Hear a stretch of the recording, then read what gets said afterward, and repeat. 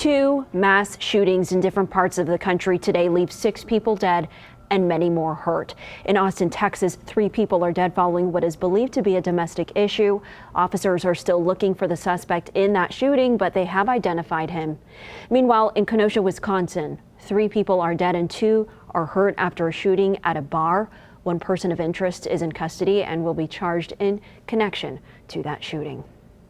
The U.S. has seen a rash of these incidents over recent weeks, and some officials see it as a second pandemic affecting the country. John Lawrence reports.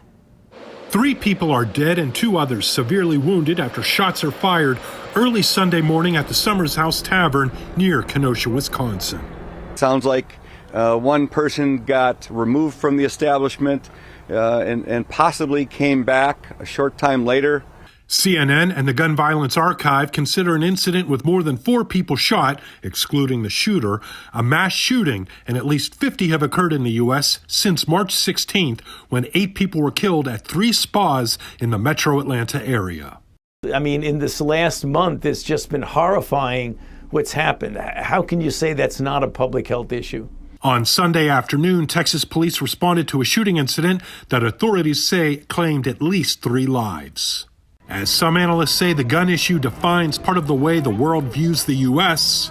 Our allies are perplexed and worried about the fact that we can't seem to have a national conversation about the epidemic of gun violence in our country.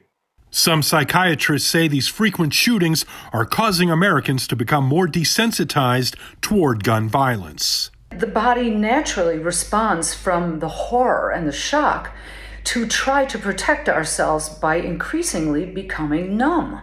I'm John Lawrence reporting. Last month, the Democratic-led House approved a pair of gun reform bills that called for expanding background checks, but both pieces of legislation have stalled in the Senate.